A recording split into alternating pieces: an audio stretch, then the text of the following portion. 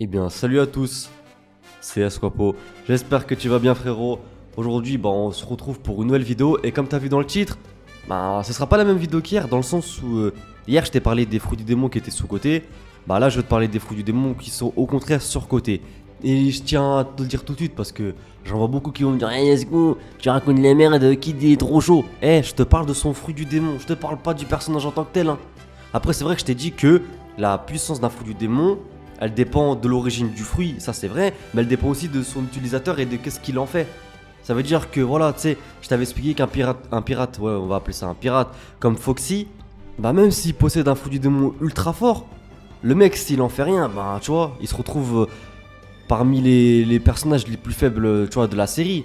Donc, c'est pour ça que je tiens à te dire que voilà, Kid, je vais quand même le critiquer dans cette vidéo, mais c'est plus vis-à-vis de son fruit que par rapport à lui-même que je dis que le personnage, entre guillemets, parce qu'il y en a qui peuvent le prendre comme ça, il est surcoté. Je t'ai bien dit, c'est le fruit du démon que je trouve surcoté en fait.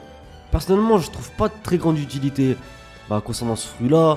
Moi, je te dis la vérité, hein. Si tu me dis ouais, par son grand line, mais que tu me montres ce fruit du démon là, je te jure, je le mange pas. Déjà, regarde la tête du fruit. Faut vraiment que t'as la dalle. Genre, faut vraiment, j'ai pas mangé depuis 2 jours, 3 jours. Et je vois un fruit du démon comme ça et je le mange, toi. Et on dirait un fruit du démon de métal. Il y a que des mecs comme Kaneki qui peuvent manger ça, tu vois. Mais non, blague à part, franchement, ce fruit du démon, je trouve que il est vraiment nul, mais vraiment. Je te dis la vérité, c'est pas un fruit du démon qui m'attire. Je sais pas ce que toi t'en penses par rapport à ça. Mais moi, ce fruit du démon, je trouve qu'il est vraiment pété. Mais d'ailleurs, je tiens à te le dire, comme ça tu dis pas ouais, je fais que de tailler Kid. Moi, je trouve que, franchement, avec un fruit du démon pété comme ça, je trouve qu'il a réussi à en tirer son maximum, hein. Il a réussi à faire tout ce qu'il pouvait avec ce fruit.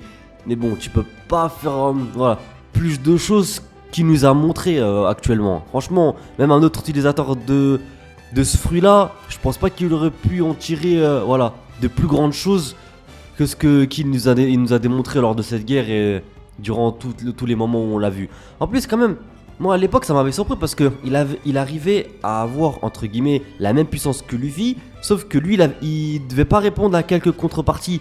Je te prends un exemple, tu vois Luffy à l'époque à Shabondi, quand il devait faire le Gear 3. Ouais, je te dis pas le Gear Third parce que je suis pété en anglais donc je te parle en français, tu vois. Le Gear 3, déjà que j'ai du mal avec le français. Non mais en tout cas, tu vois quand il avait le Gear 3, il était obligé de devenir petit, c'était la contrepartie, tu vois. Et Kid, à Shabondi, pouvait utiliser la même puissance que Luffy, la même taille de bras sans subir de contrepartie en échange. Et donc, j'ai vu ça, je me suis dit, voilà, quand même, c'est quelque chose, voilà, de plutôt intéressant. Et j'ai commencé à m'intéresser à ce fruit. Mais plus on avançait dans l'histoire, et plus je me dis, en fait, c'est que un fruit du démon de la ferraille. Il est tout pété. En fait, son fruit du démon, il est puissant, mais il dépend de l'environnement qui l'entoure. Ça veut dire que, tu vois, Luffy à l'époque, quand il s'est battu contre Crocodile dans le désert. Tu mets Kid face à Crocodile dans le désert, il peut rien faire. C'est mort. Tu veux qu'il trouve où du métal? Il va trouver que du sable. Donc c'est mort. Et moi j'aime pas ce genre de fruit du démon où tu dois dépendre de ton environnement pour pouvoir, tu vois, battre un adversaire. T'es dans la merde. Oh, t'es au plein milieu de la mer, tu vois. Et t'as son fruit du démon, t'es mort.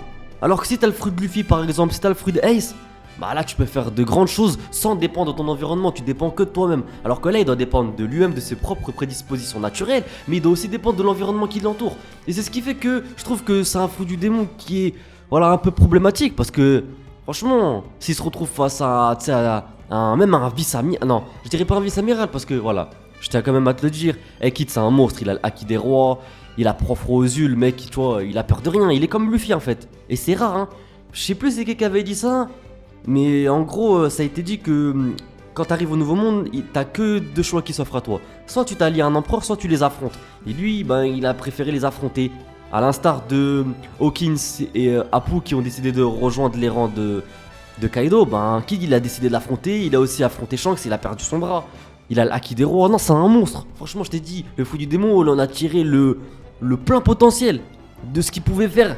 Mais bon, j'aurais donné un autre fruit du démon à Kid. Par exemple, le fruit de Doflamingo, un truc comme ça, il aurait fait des dingueries, je te le dis clairement. Mais bon, il a pas de chance, hein.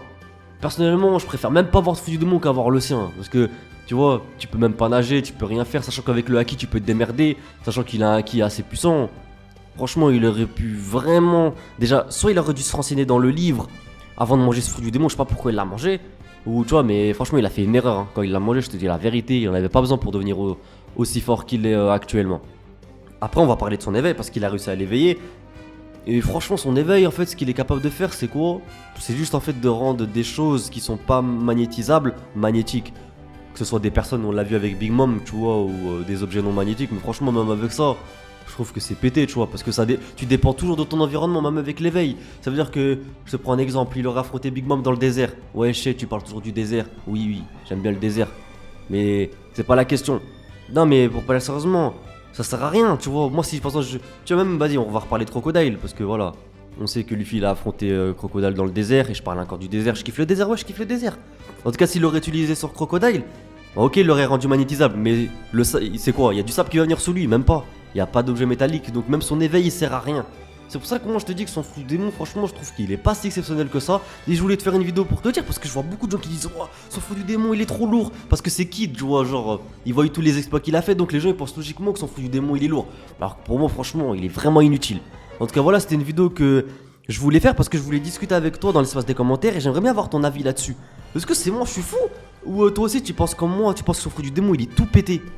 Donc voilà, j'aimerais bien avoir ton avis. En tout cas, voilà, cette vidéo elle est terminée. J'espère sincèrement que t'aura plu. Bah, comme t'as vu au jour d'aujourd'hui, je sais que ça je dis pas au jour d'aujourd'hui, mais maintenant, bah, je sors des vidéos tous les jours. Donc je compte vraiment sur toi pour liker, t'abonner et me soutenir dans l'espace de commentaires. C'est vraiment important, frérot.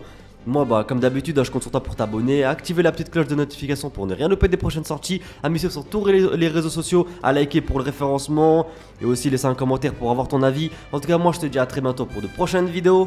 Jana!